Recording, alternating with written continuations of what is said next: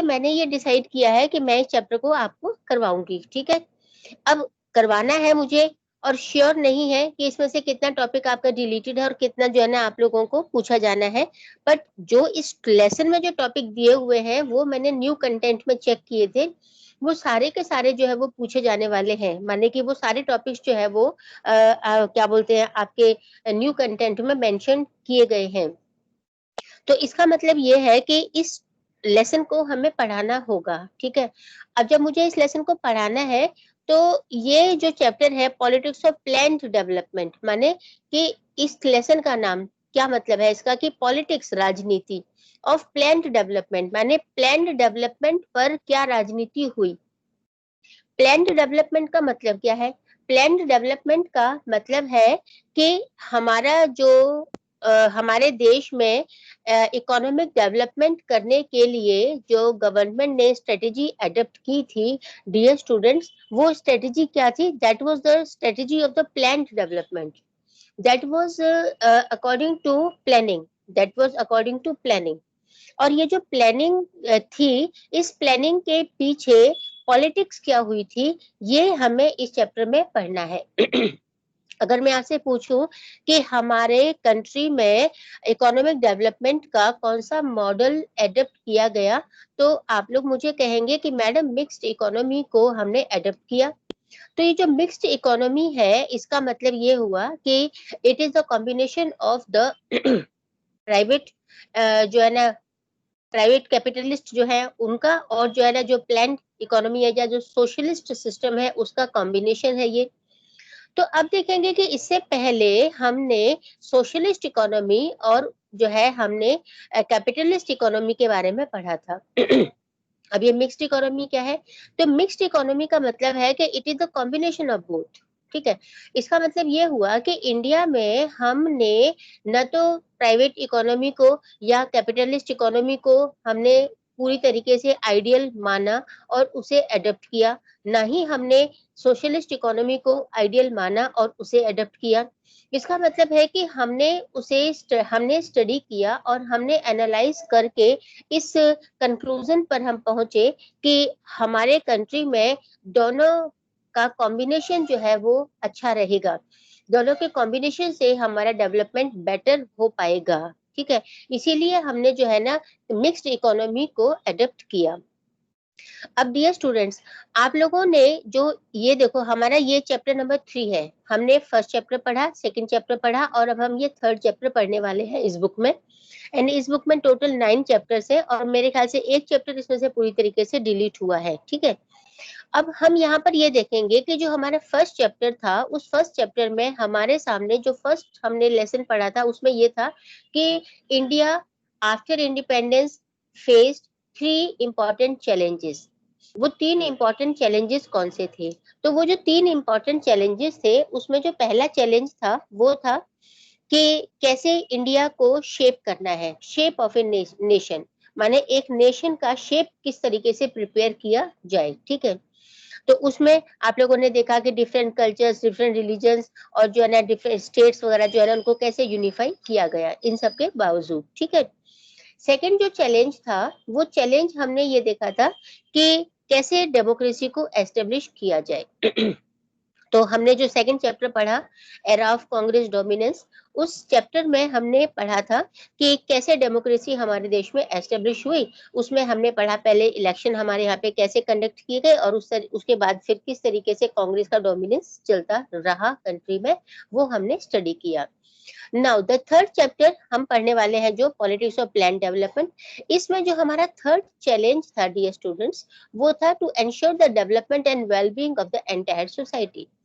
अगर हम ये बात करते हैं कि development and wellbeing of the entire society, तो इस वेलबींग और development of the entire society इसमें के लिए ये जो थर्ड चैलेंज था हमारा, इस चैलेंज से रिलेटेड हमारा ये थर्ड चैप्टर है, ठीक है। तो अब इस थर्ड चैप्टर में we will study about the economic planning and about the development, what strategies were adopted by Free India, by the government of India to to ensure the well-being and to ensure the development of the nation, ठीक है। तो ये chapter इस लिहाज से बहुत important है। आपको समझ में आ गया होगा कि all the chapters are interrelated. तो फर्स्ट चैप्टर हमने पढ़ा था, उसमें हमने देखा कैसे यूनिफिकेशन ऑफ नेशन कैसे हुआ, कैसे जो है ना हमने डिफरेंट जो रजवाड़े थे प्रिंसली स्टेट से उनको कैसे यूनिफाई किया। सेकंड चैप्टर में हमने पढ़ा कि कांग्रेस का डोमिनेंस के बारे में, या हमने डेमोक्रेसी कैसे एस्टेब्लिश हुई। थर्ड चैप्टर में अब हम पढ़ने वाले हैं प्लानिंग के बारे में। तो डियर स्टूडेंट्स, आप लोगों को ये इंट्रोडक्शन अच्छी तरह से समझ में आ गया होगा। एंड अब मैं आप लोगों को बता रही हूँ politics of plan development. Dear all, आप लोग जो है ना समझ लीजिए इस बात को कि I can not wait for you. आप लोग क्लास में जल्दी ज्वाइनिंग करें, क्लास जल्दी ज्वाइन किया करो, क्योंकि टाइम मुझे पूरा मिलना चाहिए पढ़ाने के लिए। ऑलमोस्ट जो है ना ये एक वीक रह गया है और सितंबर मंथ हमारा स्टार्ट हो जाएगा। एंड हमारे पास अभी सिलेबस जो है वो काफी पेंडिंग है। ये सिलेबस मुझे जो है ना कंप्लीट करना है, ठीक है। और ये अपने लिए मैं कोई ऐसा नहीं कि मतलब मुझे भाग भाग करके जो है ना सबसे पहले मुझे ही फर्स्ट आना है, ठीक है, और मुझे जीत जाना है। तो ये कोई ऐसी दौड़ नहीं हो रही है कि जहाँ पे मुझे जो है ना पढ़ करके मुझे जो है ना मतलब दौड़ करके सबसे आगे जो है ना वो कोई झंडा फहरा देना है। मुझे तो आप लोगों को साथ लेकर के चलना है। द प्रॉब्लम इज दिस, मैं इतनी डिस्टर्ब हो जाती हूँ कि आप लोगों का जो तौर तरीका मैं देखती हूँ ना, जब आप लोग कॉपरेट नहीं करते हो, जब आप लोग अपना काम नहीं करते हो ना, तो बिल्कुल जो है ना जो हौसले है ना वो पस्त हो जाते हैं। बिल्कुल जो है ना आगे बढ़ने का मन ही नहीं करता। तुम लोगों को तो बात समझ में आती नहीं है। अभी देखो सिर्फ 18 स्टूडेंट है यहाँ पर, कहीं कहीं डूब के मरने के लिए भी जगह है किसी के लिए। जबकि मैंने इतना इतने अच्छे तरीके से कह रखा था कि मैं नया चैप्टर स्टार्ट कर रही हूँ, नया चैप्टर स्टार्ट कर रही हूँ, नया चैप्टर स्टार्ट कर रही हूँ। Shame on the whole class, shame. कितनी बदतमीजी है ये। इतने मैसेज मेरे हिसाब से तो मुझे लगता नहीं कि पूरे स्कूल में कोई टीचर इतने मैसेज किसी बच्चे को करती होगी। इतना जो है ना इतना पर्टिकुलर जो है ना रहती होगी कि आई ऑलवेज ऑलवेज मैं आप लोगों को जो है ना यही की बात बोलती हूँ कि क्लास में अपना क्लास अटेंड करो और अपना काम टाइम पर करो, क्लास अटेंड करो और अपना काम टाइम पर करो। इसके अलावा और कोई तीसरा काम तुम्हारे पास है ही नहीं। तुमको बात समझ में आती ही नहीं है। बिल्कुल ऐसे फियरलेस हो गए हैं, बिल्कुल ऐसे केयरलेस हो गए हैं कि अब तो जी हम बिल्कुल आजाद पंछी हो गए हैं। और कोई जो है ना कोई कंट्रोल ही नहीं है हमारे ऊपर, तो कोई हमारी उड़ान पे कोई कंट्रोल नहीं है। सारे के सारे जो है ना ऊपर से जमीन पर गिरोगे, नीचे नीचे आके गिरोगे। जो इतने उड़ान भर रही हो ना, सारे नीचे आके गिरोगे जमीन पर। जब टीचर की बात नहीं मानते हो, तुम टीचर की बात नहीं सुनते हो, तो तुम किसकी बात सुनोगे, तुम किसकी बात मानोगे।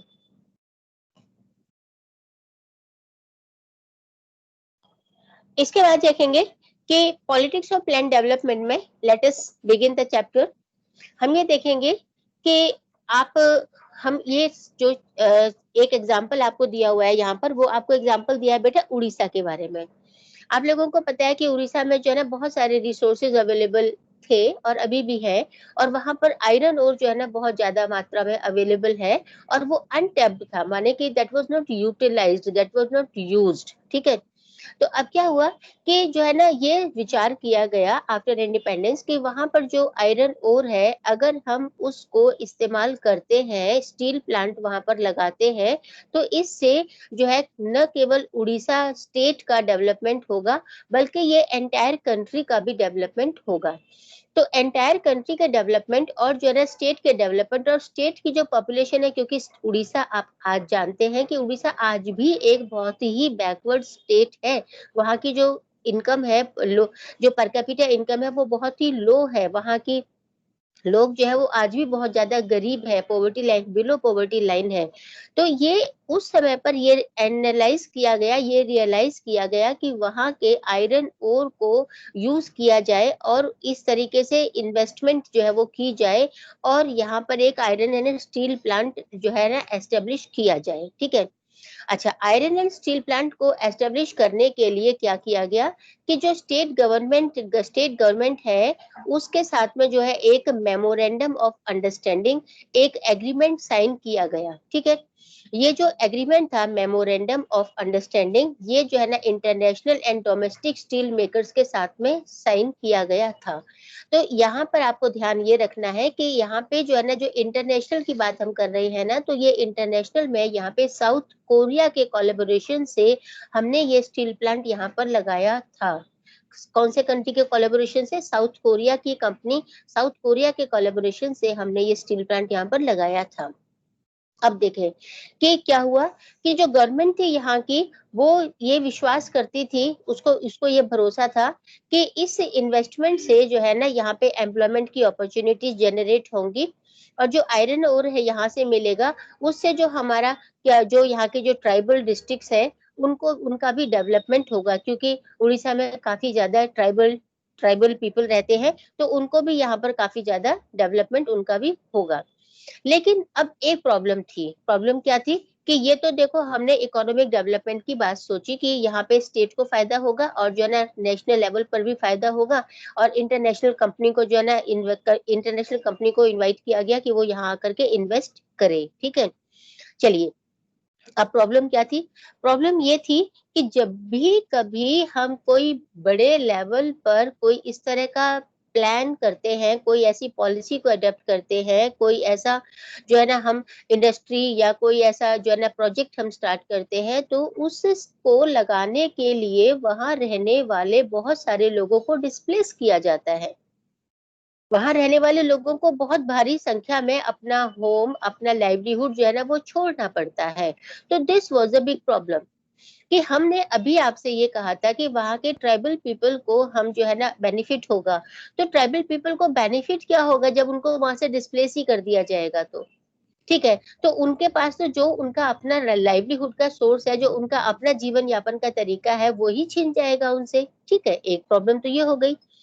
दूसरी प्रॉब्लम क्या होगी कि जो एनवायरमेंटलिस्ट थे, एनवायरमेंटलिस्ट को ये खतरा था कि यहाँ पे आयरन एंड स्टील प्लांट लगेगा, तो उससे क्या हो जाएगा? उससे जो है ना पॉल्यूशन हो जाएगा एनवायरमेंट में। तीसरी प्रॉब्लम क्या थी? तीसरी प्रॉब्लम ये थी कि जो सेंट्रल गवर्नमेंट थी, उसको ऐसा लग रहा था कि अगर इस इंडस्ट्री को अगर हमने अलाउ नहीं किया, अगर हमने इस प्लांट को पूरा नहीं किया, जो हमने एग्रीमेंट साइन किया है, इफ वी स्टेप बैकवर्ड, अगर हम पीछे चलते हैं, तो क्या होगा? इससे जो है ना पूरे कंट्री की जो है ना, वो क्या होगी? थू-थू होगी। पूरे कंट्री को जो है ना, पूरे कंट्री जो है ना, उसको नुकसान होगा। और इस तरीके से फिर दूसरे और कोई भी देश जो है वो इंडिया में आकर के इन्वेस्ट नहीं करेगा। तो इसका मतलब है कि जो इन्वेस्टर्स हैं वो डिस्करेज होंगे, और इंडिया में आकर के वो इन्वेस्ट नहीं करेंगे। ठीक है।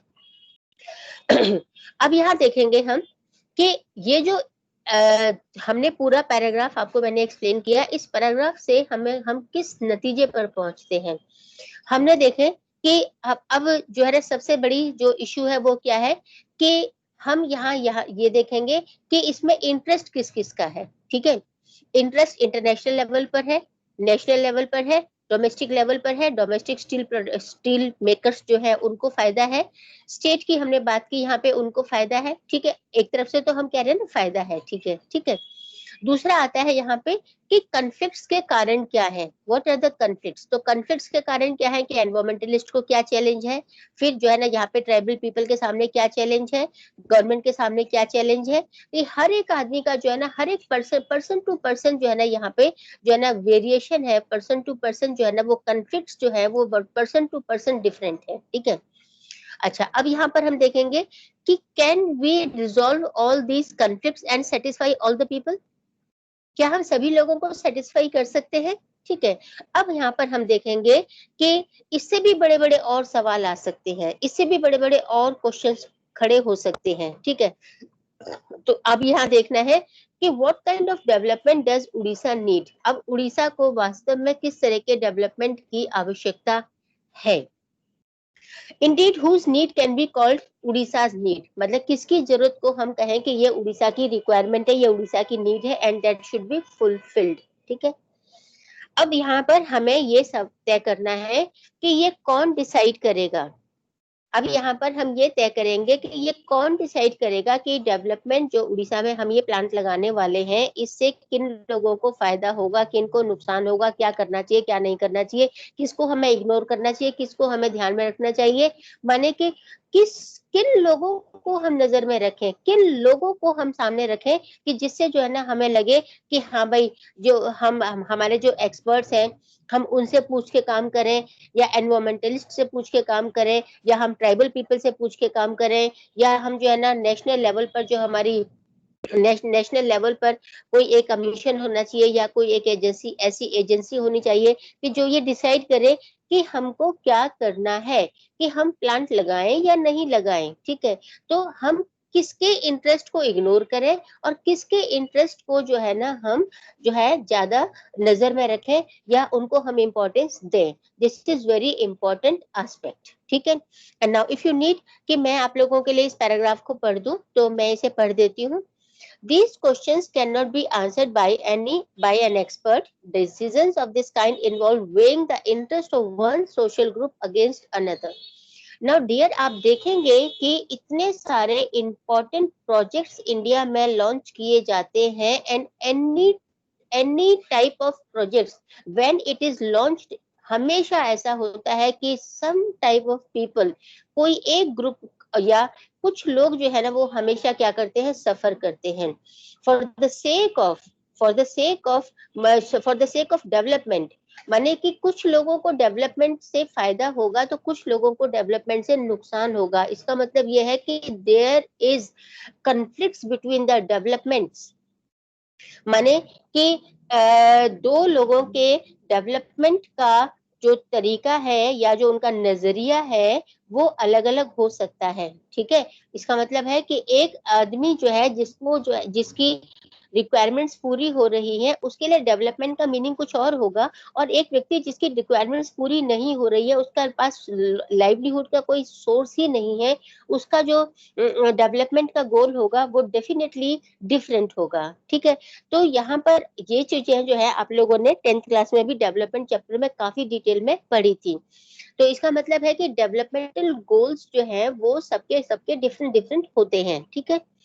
In a democracy, such major decisions should be taken or at least approved by the people themselves. It is important to take advice from experts on mining. अब देखें कि अगर हमें माइनिंग करनी है तो it is important for us to take advice from the experts, ठीक है। हम एक्सपर्ट से जो है ना हम डिसीजन करें या हम जो है ना उनसे सलाह मशवरा करें। ऑन द अदर हैंड हमें एनवायरमेंटलिस्ट से भी पूछना है, हमें इकोनॉमिस्ट से भी पूछना है, because they have to invest. Yet the final decision must be a political decision. अब देखो ये सब लोग जो है ना हमें अपनी अपनी डिसीजन देंगे, and finally who will approve it? Who will take the final decision? The final decision will be taken by the government. It is a political decision. So taken by people's representatives. People's representatives means the government, who are in touch with the feelings of the people. और यहाँ पर उनको किसका ध्यान रखना है, उनको यहाँ पर ध्यान रखना है लोगों की जो फीलिंग्स है उनका उन्हें ध्यान रखना है, ठीक है। अब आएंगे हम कि after independence our country had to make a series of major decisions like this. अब देखो जब हमारा कंट्री फ्री हो गया तो आफ्टर दैट बहुत सारे डिसीजंस हमको लेने थे, बहुत सारे डिसीजंस हम लोगों को उस समय पर लेने थे, और ये जो डिसीजंस थे ये हमारे जो है ना हमारे डेवलपमेंट से रिलेटेड थे। डेवलपमेंट से अलग अलग सेक्टर्स में अलग अलग फील्ड्स में ये किस तरीके से डेवलपमेंट करेंगे ये उससे रिलेट करते थे।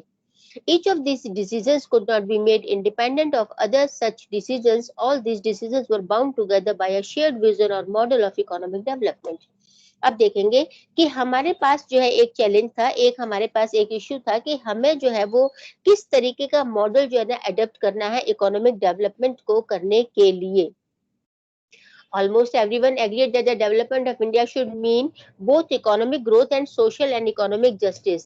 अब आप देखेंगे कि जो हमने फर्स्ट चैप्टर में चैलेंज पढ़ा था उसमें चैलेंज में हमने यही तो पढ़ा था ना कि एक तरफ तो हमें डेवलपमेंट करना है और दूसरी तरफ we have to ensure what we have to ensure the well being of the people. तो यहाँ पर क्या मतलब हुआ कि हमें डेवलपमेंट करना है और साथ में हमें इकोनॉमिक ग्रोथ के साथ में सोशल और इकोनॉमिक जस्टिस भी चाहिए। सोशल एंड इकोनॉमिक जस्टिस माने कि सबको न्याय मिलना चाहिए, किसी के साथ अन्याय नहीं होना चाहिए, ठीक है। तो अब यहाँ पर इम्पोर्टेंट बात है कि ये डिसाइड किया गया कि क्या यहाँ पर जो है बिजनेसमैन या इंडस्ट्रियलिस्ट है या जो है ना जो क्या कहते हैं बड़े बड़े जो मतलब पूंजीपति हैं, क्या वो डिसाइड करें कि क्या करना है? ठीक है, अब आप ये देखेंगे कि गवर्नमेंट में भी तो जो इंडस्ट्रियलिस्ट हैं या जो कैपिटलिस्ट हैं या जो बिज़नेसमैन हैं या जो रिच फार्मर्स हैं, उन लोगों का रोल ज़्यादा होता है। वो ज़्यादा इम्पोर्टेंट होते हैं, ज़्यादा इम्पोर्टेंट होते हैं माने कि वो गवर्नमेंट को भी अपने हिसाब से चलाते हैं, गवर्नमेंट को अपने हिसाब से चलाते हैं, गवर्नमेंट पे उनका इन्फ्लुएंस होता है, उनका इन्फ्लुएंस बहुत ज़्यादा होता है। सो देयर वाज डिसएग्रीमेंट, ठीक है, अब डिसएग्रीमेंट था कि सारे डिसीजन जो है ना क्या तो गवर्नमेंट ले या क्या जो है ना केवल इंडस्ट्रियलिस्ट जो है या बिजनेसमैन जो है ना उनके ऊपर छोड़ दिया जाए। तो यहाँ जो डिसएग्रीमेंट था ये कैसा था, on the kind of role that the government must play in ensuring growth with justice. यहाँ पर जो जो क्या था इशू था वो ये था कि गवर्नमेंट का क्या रोल होना चाहिए, गवर्नमेंट का कितना रोल होना चाहिए कि डेवलपमेंट भी हो और जो है ना यहाँ पर जस्टिस भी सबको मिल पाए। Was it necessary to have a centralized institution? अब देखो मैंने पहले आपको बताया कि क्या कैपिटलिस्ट होना चाहिए, क्या जो है ना हमारे इंडस्ट्रियलिस्ट जो है या बिजनेसमैन डिसाइड कर रहे हैं, तो हमने कहा कि नहीं भाई, सब सारा डिसीजन ये अकेले कैसे ले सकते हैं। तो फिर दूसरा हमने कहा कि तो चलो ठीक है सरकार ले लेती है, तो सरकार भी नहीं लेगी भी सारे डिसीजन, अगर सरकार लेगी तो फिर ये कैपिटलिस्ट और ये जो इंडस्ट्रियलिस्ट है इनका क्या होगा, फिर ये तो डेवलपमेंट में कोई रोल ही नहीं प्ले कर पाएंगे और ये तो खुद ही बैक पीछे रह जाएंगे, जब ये खुद ही पीछे रह जाएंगे तो फिर जो है ना कंट्री के इकोनॉमिक डेवलपमेंट में इन लोगों का भी एक बहुत बड़ा रोल होता है। तो फिर वो वाला जो डेवलपमेंट है वो डेवलपमेंट हमारा सफर करेगा। तो सवाल ये आ गया कि भाई फिर क्या करें, ना तो जो है ना इंडस्ट्रियलिस्ट बिजनेसमैन को ऊपर छोड़ सकते हैं, ना ही जो है ना गवर्नमेंट के ऊपर टोटली छोड़ सकते हैं, ठीक है, तो फिर क्या करें, ठीक है। तो सवाल ये आ गया कि how much importance was to be attached to the needs of justice if it differed from the requirements of economic growth. Each of these questions involved contestation which has continued ever since. Each of the decision had political consequence. Most of these issues involved political judgment and the required consultations among political parties and approval of the public. अब जो है ना भाई ये तो ना तय कैसे किया जाएगा, ये पॉलिटिकल जजमेंट हो गई और यहाँ पर जो है ना पॉलिटिकल पार्टीज जो है ना वो भी डिसाइड करेंगी, political parties approval, political parties से भी अप्रूवल लेना होगा और पॉलिटिकल पार्टीज जो है वो क्या है, वो रिप्रेजेंटेटिव्स जो है ना उनके होते हैं गवर्नमेंट में। तो इसका मतलब है कि इनडायरेक्टली जनता की भी तो सुनी जाएगी, जनता की भी तो मानी जाएगी, क्योंकि जो रिप्रेजेंटेटिव्स है वो तो जनता के ही रिप्रेजेंटेटिव है। That is why we need to study the process of development as a part of the history of politics in India. इसीलिए अब हम यहाँ पे डेवलपमेंट पढ़ने वाले हैं, लेकिन डेवलपमेंट को जो हम पढ़ने वाले हैं वो हम कैसे पढ़ने वाले हैं कि डेवलपमेंट पर जो पॉलिटिक्स है, डेवलपमेंट पर जो पॉलिटिक्स हुई हम उसको पढ़ने वाले हैं, ठीक है। So ideas of development. Very often this contestation involves the very idea of development. The example of Odisha shows us that it is not enough to say that everyone wants development. सिर्फ इतना कह देना ही काफी नहीं है कि भाई development तो सबको चाहिए, लेकिन डेवलपमेंट कैसे चाहिए, उसके लिए सेक्रीफाइस कौन करेगा, किसको कितना शेयर मिलेगा। For development has different meanings for different sections of the people. Just now I told you in detail कि डेवलपमेंट का मतलब हर एक व्यक्ति के लिए अलग अलग है, डेवलपमेंट का मतलब सबके लिए सेम नहीं है। Development would mean different things. For example, to an industrialist who is planning to set up a steel plant, भाई कौन कौन प्लान कर रहा है, ठीक है। To an urban consumer of steel and to Adivasi, अब देखो एक अर्बन कंज्यूमर है उसको स्टील मिलने वाला है, आदिवासी जो है उसको जो है ना क्या है, who lives in that region. इन तीनों के लिए एक कंज्यूमर है, एक प्रोड्यूसर है और एक जो है ना यहाँ पे आदिवासी है। इन तीनों के लिए इस स्टील प्लांट को लगाने से क्या फायदा होगा। Thus, any discussion on development is bound to generate contradictions, conflicts and debates. ये तो बट नेचुरल है कि जब भी हम कोई काम करते हैं तो उसके जो है ना पॉजिटिव पॉइंट्स होते हैं, नेगेटिव पॉइंट्स होते हैं एंड देन वी डिबेट। फिर डिबेट करने के बाद में हम देखते हैं कि उससे कितने लोगों को फायदा होगा और कितने लोगों को नुकसान होगा। और अगर हम ये देखते हैं कि ज्यादा लोगों को नुकसान नहीं, कम लोगों को नुकसान है और फायदा ज्यादा लोगों को है, तो हम जो है उस चैलेंज को एक्सेप्ट करते हैं और फिर हम उस डेवलपमेंट के प्रोसेस को आगे बढ़ाते हैं। अब आप लोगों को मैं एक और बात एक्सप्लेन करती हूँ कि जब हमारा कंट्री इंडिपेंडेंट हमने जब इंडिपेंडेंस गेन की, तो उस समय पर और आज भी, उस समय की ही क्यों मैं बात करूँ आपसे, आज भी अगर मैं आपसे कहती हूँ डेवलपमेंट, अगर मैं आपसे कहती हूँ मॉडर्न, तो मॉडर्न डेवलपमेंट का वर्ड सुनते ही तुम्हारे दिमाग में जो है ना वो बिजली सी कौंध जाती होगी और तुमको लगता होगा कि यूरोप, अमेरिका, बस वही 2 चीज़ें आपके दिमाग में चलती होंगी, ठीक है? क्योंकि मॉडर्न के नाम पर या डेवलपमेंट के नाम पर जो है ना हम उन्हीं देशों को देखते हैं। तो इसका मतलब है कि when we talk about development we just compare West and East. हम वेस्ट को ईस्ट से कंपेयर करते हैं। तो डेवलपमेंट के लिए हम क्या करते हैं कि डेवलपमेंट का मतलब है हमारे हिसाब से मॉडर्न हो जाना। अगर हम मॉडर्न हो गए तो इसका मतलब है वी आर डेवलप्ड, हम डेवलप हो गए, ठीक है?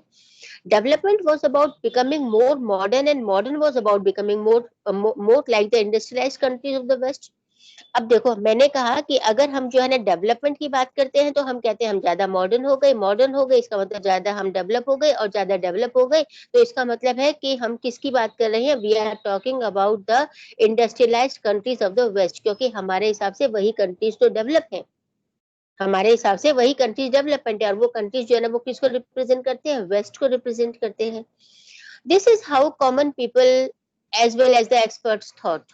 वही भी कॉमन पीपल जो है ना वो हमारे जैसे आप जैसे बच्चे जो है ना वो सब यही सोचेंगे कि डेवलपमेंट का मतलब जो है ना वो बेस्ट है, ठीक है? तो अब it was believe that every country would go through the process of industrialisation. अब सबने सोचा कि भाई अगर डेवलप होना है तो जो है वेस्ट वेस्ट का जो मॉडल है डेवलपमेंट का उसको फॉलो किया जाए। फिर क्या हुआ कि इससे जो है ना क्या होगा, अगर भाई हम वेस्ट के मॉडल को फॉलो कर लेते हैं तो भाई हमारा जो है ना जो ट्रेडिशनल सोशल स्ट्रक्चर है हमारा वो ब्रेकअप हो जाएगा, वो टूट जाएगा। जो हमारा ट्रेडिशनल तरीका है, जो हमारा अपना तरीका है वो ब्रेकअप हो जाएगा और इससे कैपिटलिज्म और लिबरलिज्म जो है ना वो ज़्यादा आगे बढ़ जाएँगे। कैपिटलिज्म और लिबरलिज्म जो है ना वो जो है ना हमारा इंक्रीज़ हो जाएगा।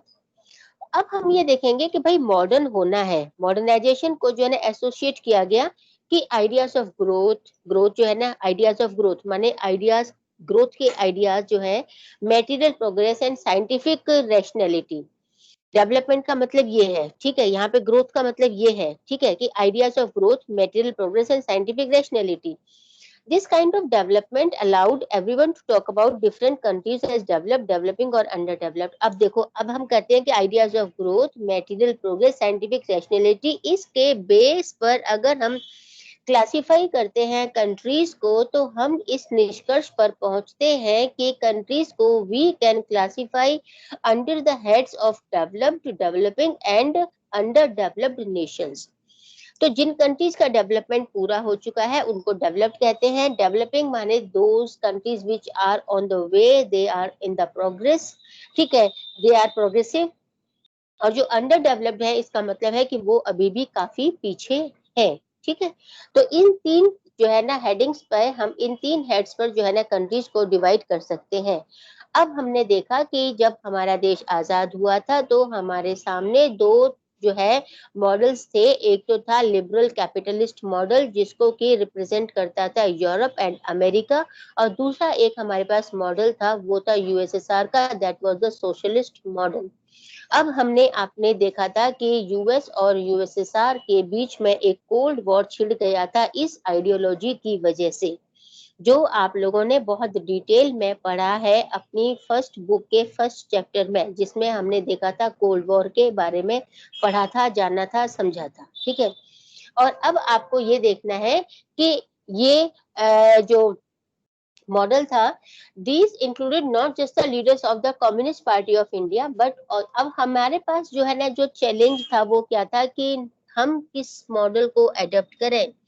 हम 100% जो है वो कैपिटलिस्ट मॉडल को अडॉप्ट नहीं कर सकते थे क्योंकि हमारे यहाँ पे जनता बहुत गरीब थी, हमारे यहाँ पे जनता के पास रिसोर्सेज नहीं थे। 95 more than 95% people were poor. Only जो है ना आपको देखेंगे उस समय पर 2-3% लोग ही थे जो कि अमीर थे। तो सिर्फ अगर हम उनके हाथों में छोड़ दें इनका जो गरीब लोग हैं उनकी उनकी जो डेस्टिनी है अगर हम अमीर लोगों के हाथों में छोड़ दें तो ये इनजस्टिस हो जाएगा उन लोगों के साथ में। तो ऐसी कंडीशन में हमारे सामने एक बहुत बड़ा चैलेंज था कि हम क्या करें फिर। This reflected a broad consensus that had developed during the national movement. अब जो नेशनल मूवमेंट जब शुरू हुआ था तो उस समय पर भी हमने देखा था कि जो नेशनलिस्ट लीडर्स थे were clear that the economic concerns of the government of free India would have to be different from the narrowly defined commercial functions of the colonial government. हमारा जो कॉलोनियल गवर्नमेंट था, जिस समय पर हम स्वतंत्र नहीं हुए थे, उस समय पर जो डेवलपमेंट का मॉडल था, उससे हमें थोड़ा-सा डिफरेंट टाइप का मॉडल जो है ना वो चूज़ करना होगा। It was clear moreover that the task of poverty alleviation, इसका मतलब है कि गवर्नमेंट का ये भी एक सबसे इम्पोर्टेंट जो है गोल होना चाहिए, क्या? कि पॉवर्टी को दूर करना। Elevation poverty task of poverty elevation माने कि पॉवर्टी को दूर करने के लिए उपाय करना, मेजर्स अडेप्ट करना, पॉलिसीज अडेप्ट करना, स्ट्रेटजीज अडेप्ट करना, ये भी जो है गवर्नमेंट की ही रिस्पॉन्सिबिलिटी होना चाहिए। And economic redistribution means those who have more and those who don't have anything, जिनके पास कोई रिसोर्स नहीं है, तो जिनके पास ज्यादा है उनसे लेकर के गरीबों को दे दिया जाए। ठीक है, तो ये रीडिस्ट्रीब्यूशन का पैटर्न कहा जाएगा। इसका मतलब और इसका क्या था कि was being seen primarily as the responsibility of the government. तो इसका मतलब ये हुआ कि भाई there were debates among them, for some industrialisation seem to be preferred path, for others the development of agriculture and in particular elevation of rural poverty was the priority. कुछ लोगों के लिए जो है ना रूरल पॉवर्टी को दूर करना या पॉवर्टी को दूर करना और एग्रीकल्चर को डेवलप करना ये प्रायोरिटी था, तो कुछ लोगों के लिए जो है ना वो केवल इंडस्ट्रियलाइजेशन करना या उसको डेवलप करना ही प्रायोरिटी था। तो इस जो है क्या बोलते हैं संदर्भ में हम ये देखेंगे कि अब जो है ना हम ये प्लानिंग का जो सिस्टम है हमने उसको कैसे अडॉप्ट किया, हम कैसे निष्कर्ष पर पहुंचे, कैसे हमने कंक्लूड किया कि हम जो है ना अपने देश में प्लानिंग कमीशंस को जो है ना अपॉइंट करेंगे और प्लानिंग कमीशन जो है वो हमारे लिए प्लानिंग करेगा कि क्या डेवलपमेंट करना है, कितना डेवलपमेंट करना है, किसको कितना डेवलप करना है। ठीक है, तो अब हमारे सामने थे डिफरेंसेस, जो वेरियस डिफरेंसेस थे हमारे सामने। इन वेरियस डिफरेंसेस के बाद अब देखो कि हम ये कैसे डिसाइड करेंगे। अब गवर्नमेंट को डिजाइन करना है कि भाई कितना डेवलपमेंट करना है। ठीक है, गवर्नमेंट को डिसाइड करना है कि कैसे प्लानिंग करनी है। In fact, the idea of planning as a process of rebuilding economy earned a good deal of public support in the 1940s and 1950s all over the world. अब हमारे सामने जो है ना कुछ जो है क्या बोलते हैं एक्सपीरियंसेस भी थे ना, वो एक्सपीरियंसेस कैसे थे, जैसे ग्रेट डिप्रेशन था। ग्रेट डिप्रेशन तो आप लोगों को समझ में आया होगा, जिसको हम इकोनॉमिक क्राइसिस भी कहते हैं। आप लोगों ने थोड़ा सा ही मेरे ख्याल से पढ़ा तो होगा, नाम तो आपने सुना होगा। इकोनॉमिक क्राइसिस का मतलब क्या होता है, आर्थिक संकट, ग्रेट डिप्रेशन। ये ग्रेट डिप्रेशन जो है ये एक सिचुएशन को कहा जाता है that was emerged in America in 1929। 1929 में जो है ना ये सिचुएशन एमर्ज हुई थी और उसके बाद जो है ना ये ग्रेट डिप्रेशन का पीरियड इसको कहा जाता है। और इसके बाद जो है ना कि जैसे कि जापान में जर्मनी ने अपने आप को कैसे रिकंस्ट्रक्ट किया था, और जो है ना after war second world war के बाद की बात कर रहे हैं हम। And most of all the spectacular economic growth against heavy odds in the Soviet Union। और सोवियत यूनियन ने फिर कैसे डेवलपमेंट किया, जबकि उसके सामने जो है ना काफी ज्यादा परेशानियां थी बिफोर 1917। तो उन्होंने कैसे अपने आप को स्टैंड किया, कैसे अपने आप को जो है ना उन सिचुएशन से रिकवर किया। तो अब यहाँ आएंगे कि दस the planning commission was not a sudden invention. अब हमने जो है ना प्लानिंग कमीशन बनाया, लेकिन ये जो प्लानिंग कमीशन है वो रातों रात हमने नहीं सोच के बना दिया था कि कल सवेरे उठ करके हम प्लानिंग कमीशन बना देंगे। ये जो प्लानिंग कमीशन हमने बनाया था डियर स्टूडेंट्स, ये इतनी सारी राजनीति के बाद बनाया था, इतनी सारी बातों को सोच समझ करके, इतनी सारी बातों को अंडरस्टैंड करने के बाद हमने ये प्लानिंग कमीशन बनाने का फैसला किया था। We commonly assume that the private investors such as industrialists and big business entrepreneurs are averse to ideas of planning। अब देखो कि हम जो है ना देखते हैं कि जो हम ऐसा मानते हैं, ऐसा हम अज्यूम करते हैं कि जो हमारे प्राइवेट कैपिटलिस्ट है या जो बिजनेसमैन है, जो एंटरप्रेन्योर्स हैं, उनको जो है ना प्लानिंग अच्छा नहीं लगेगा, वो प्लानिंग को नहीं फॉलो करेंगे। क्यों? क्योंकि वो तो जो है ना अपने डेवलपमेंट की ही बात करेंगे, है ना। तो वो तो ये चाहेंगे कि they seek an open economy, एक इकोनॉमी एन ओपन इकोनॉमी हो, जिसमें कोई स्टेट का कंट्रोल नहीं हो और फ्लो ऑफ कैपिटल जो है वो चलता रहे, जिससे कि उनको बहुत ज़्यादा फ़ायदा हो, ठीक है? That was not what happened, लेकिन ऐसा हुआ नहीं, ऐसा नहीं हुआ, इंडिया में ऐसा नहीं था। इंडिया में क्या हुआ कि हमारे जो बिग इंडस्ट्रियलिस्ट थे, उन इंडस्ट्रियलिस्ट ने एक जो है उनमें से कुछ जो बहुत नामी-गिरामी जो है ना इंडस्ट्रियलिस्ट थे, उन लोगों ने एक जो है ना ड्राफ्ट तैयार किया। उन लोग वो सब इकट्ठा हुए और उन्होंने इकट्ठा होकर के एक ड्राफ्ट तैयार किया और उस ड्राफ्ट तैयार में एक जॉइंट प्रपोजल रखा उन्होंने प्लान्ड इकोनॉमी के लिए उन्होंने एक जॉइंट प्रपोजल तैयार किया, एक खाका तैयार किया, एक ब्लूप्रिंट तैयार किया, एक ड्राफ्ट तैयार किया। इसको कहा जाता है बॉम्बे प्लान। इसे क्या कहा जाता है? Bombay plan. In 1944 some some industrialist, a section of some industrialist, they came together and drafted a joint proposal for setting up a planned economy. This was known as Bombay Plan. और इस Bombay plan ने एक बहुत बड़ा जो है ना काम सॉल्व किया. It was called the Bombay Plan. The Bombay Plan wanted the state to take major initiatives. वो चाहते थे कि स्टेट जो है वो जो गवर्नमेंट है वो इम्पोर्टेंट डिसीजन जो है वो प्लानिंग के लिए, डेवलपमेंट के लिए सारे जो important decision that should be taken by the government. thus from left to right. now left to right, ध्यान से सुनना. लेफ्ट रिप्रेजेंट करते हैं पुअर पीपल को, सोशलिस्ट, कम्युनिस्ट, ठीक है, लेफ्ट. और राइट क्या है? राइट है कैपिटलिस्ट. राइट कौन है? जमींदार जो थे या जो बिजनेसमैन थे या जो एंटरप्रेन्योर्स थे, उनको रिप्रेजेंट करता है. तो फ्रॉम लेफ्ट टू राइट माने फ्रॉम पुअर पीपल टू जो है ना rich people, from poor people to rich people. Planning for development was the most obvious choice of the country and independence. After independence, soon after India became independent, the Planning Commission came into being. The Prime Minister was its chairperson. It became the most influential and central machinery for deciding what path and strategy India would adopt for its development. ये जितना भी अभी तक आप लोगों को मैंने पढ़ाया है, जो आज मैंने आप लोगों को एक्सप्लेन किया है, ये मैंने आपको एक्सप्लेन किया है कि how planning commission was established. Planning commission को एस्टेब्लिश करने से पहले कौन-कौन सी बातों पर डिबेट हुई, कौन-कौन सा जो है ना क्या-क्या विचार किए गए, क्या-क्या सोचा गया, and finally how it was decided that there should be a planning commission. ठीक है, ये आज आप लोगों को मैंने एक्सप्लेन किया है. और जिन आज बच्चों ने क्लास अटेंड नहीं की है, उनका बहुत जबरदस्त लॉस हुआ है, क्योंकि आज मैंने आप लोगों को इतना इम्पोर्टेंट चैप्टर स्टार्ट किया है और जिस फ्लो के साथ में, जिस क्या बोलते हैं जिस रिदम के साथ में मैंने आप लोगों को आज ये चैप्टर एक्सप्लेन किया है, उतना जो है ना मैं जो है दोबारा से नहीं कर पाऊंगी. और दूसरा ये है, आप लोगों को ये भी समझना